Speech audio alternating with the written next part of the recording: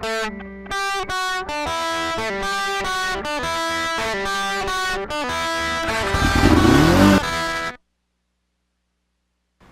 morning, ladies and gentlemen. I'm Renegade, and I'm here with what some people would call a ridiculous modification for your motorcycle.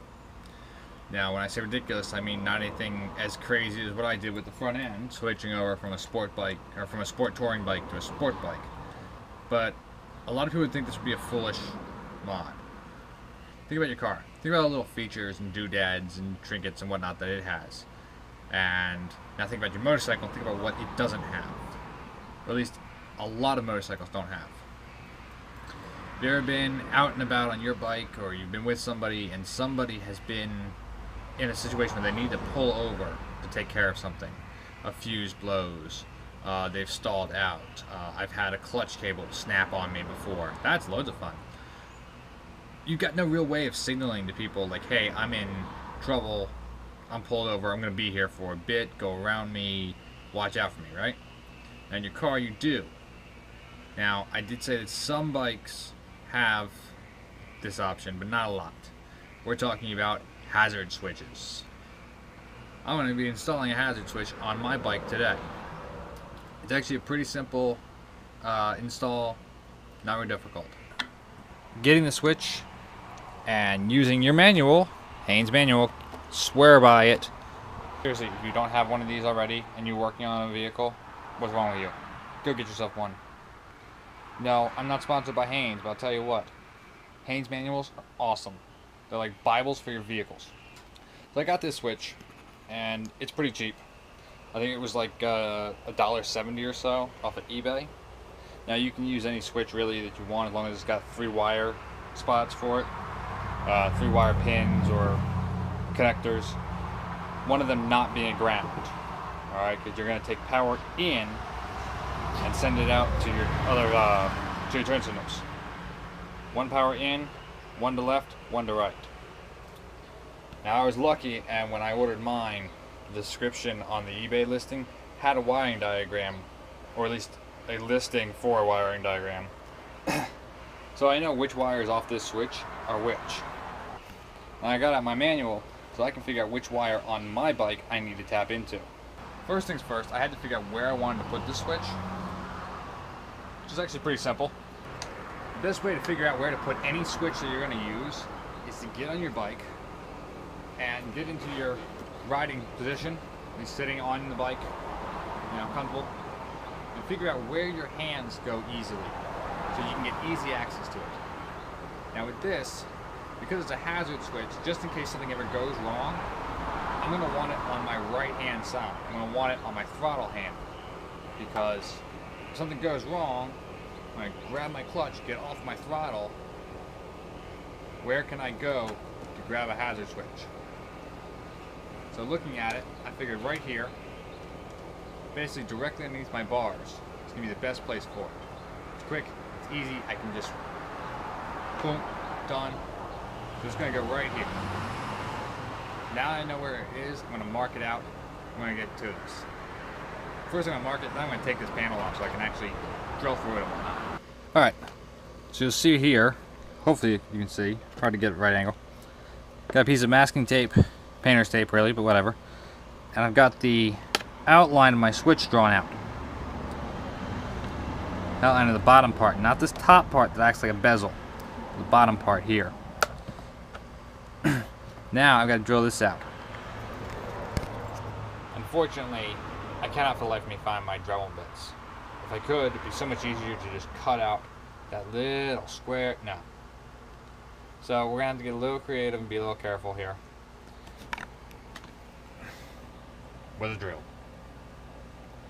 So what I'm going to do is I'm going to drill out as best I can right here. Just a couple, just so I can get this to sit in. And that'll be fine. So, give me a second. Alright, so I got this hole punched out. Now, because I didn't have the right tools, I had to be careful and use angle grinder, drill, hammer, pliers. It's a mess. There are easy ways to do it, make sure you got the right tools. But, this now fits in. It's really snug, it's great. Now, the reason I had the masking tape on was because I was trying to preserve my wrap. And I didn't. I messed up. So one of these days I'll have to rewrap this. Whatever. So now with the hole drilled out, time for me to actually wire this in. Now, this one, white is power in. This comes from your turn signal flasher relay. And red and blue are out to your turn signals. That's all you need to do. Now I gotta get to my wiring so I can wire this in. Alright, so what I did was I took off the fairing so I could get to my flasher relay pigtail. And right now I've got everything hooked up. This is some tester wire. Right side turn signal, left side turn signal, connection, and into the flasher relay. When I hit this button, this should flash, and this should flash. Button in. There you go. 2 flashing bulbs. 3 flashing bulbs. 4 flashing bulbs. Good sign. Now obviously everything's gonna be different on a bike that is not an XJ600.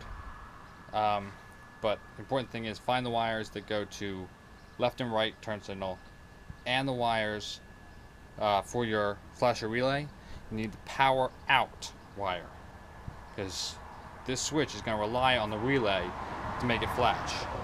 You're going to have power going into the relay, power going out of the relay to the switch, and out of the relay to the switch on your handlebars. You have 2 power sources.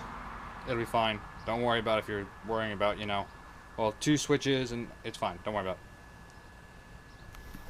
it. That's what we got going on here. Gotta cut, strip, connect the wires, just to prove that everything's cool. Alright. We got these 2 flashing. We're gonna hit the relay button. No, we're gonna hit the hazard button. Now they're off. That one's flashing. That one's not. I've got it set to the right side, or the left side, definitely.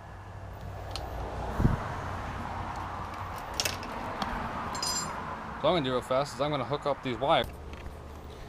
Alright, so I got all my wires hooked up now.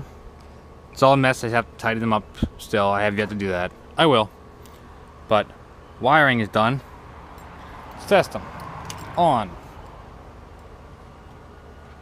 Button. 2 blinking. 1, 2. 2 blinking. I'd call that a success so far. Let me tidy up these wires and whatnot and get the bike put back together.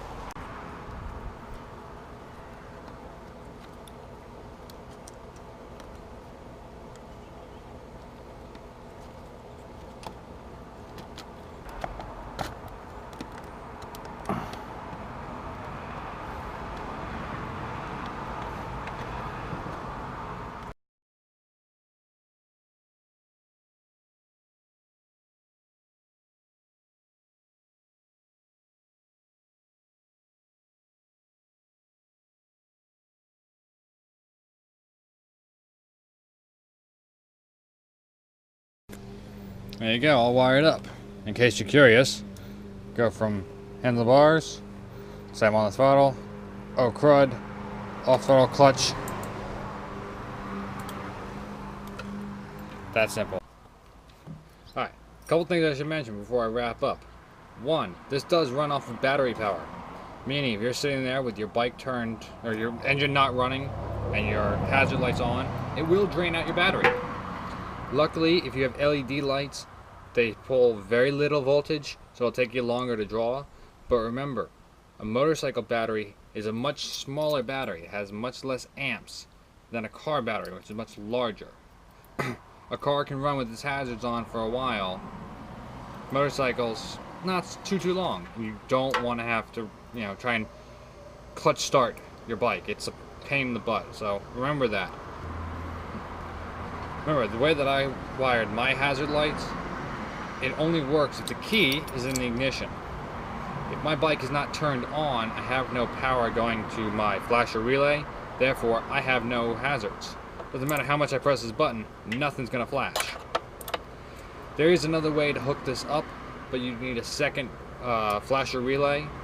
You just need to go from a direct power to the flasher relay, to the switch, and then to the turn signals.